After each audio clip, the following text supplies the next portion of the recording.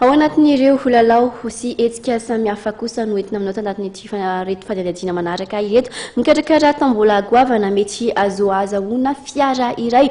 Ny mpandraharaha momba fifandraisana Tecno amin'izao fety izao. Tsotra moa ny fandraisana anjara dia ny fividianana finday Tecno. Efa nanomboka ny 20 Novambra lasa teo ny izany lalao izany ary ny faharoa ny volana Febroary 2024 kosa no anatanterahana ny fisarihana fanampanazavana azy. Efa tafiditra sahady ao anatin'ny volinandro ny fety ny Tecno na dia mbola afaka iray volana eo aza vao ankalaza ny fety ny krismasy sy ny taom-baovao. Hiavaka tanteraka ny fankalazana ny fety amin'ity taona 2024 ity raha ho an'ity orinasa ity manokana.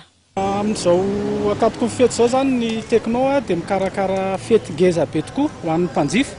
Dia tsy inona moa zany fa ny tombola lehibe izay azahoana fiara vaovao izy io ary ny fisarihana zany dia ho ataontsika amin'ny 2 Febroary 2013 fa ny kilalao dia manomboka amin'ny 25 Novambra zao zany dia efa manomboka ny kilalao ary isy moa zany toro ataonay manerana ny Madagasikara manomboka amin'ny herinandro ho fampahafantarana amin'ny mpanjifa fa misy le kilalao izay goavana tokoa ho karakarainy ny Tecno. Ny fandraisana anjara amin'ilay izy zany dia tsotra be satria mividy telefaonina Tecno anankiray ny olona dia tonga dia mahazo ticket anankiray dia mandrotraka an'ilay ticket natirony izy dia miandro ny fisarihana.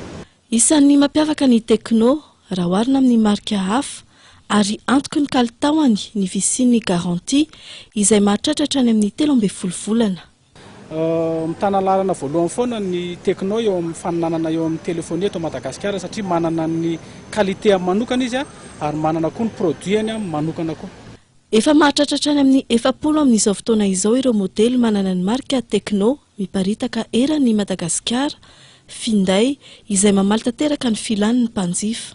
Ny Tecno zany dia manentana foana amin'ny mpanjifa tokony ho mailitsika mpanjifa rehefa mandany vola zany dia mba mividy zavatra tsara, qualité misy garantie satria maro dia maro tokoa ny copie eto Madagasikara amin'izao fotoana izao fa ny Tecno zany dia mampanantena mpanjifa hatrany foana fa tsara ny anazy ary tsara ny qualité. Ny N3 finday sandro ika farany no modely vaovao navoaka ny Tecno amin'ity farany taona ity.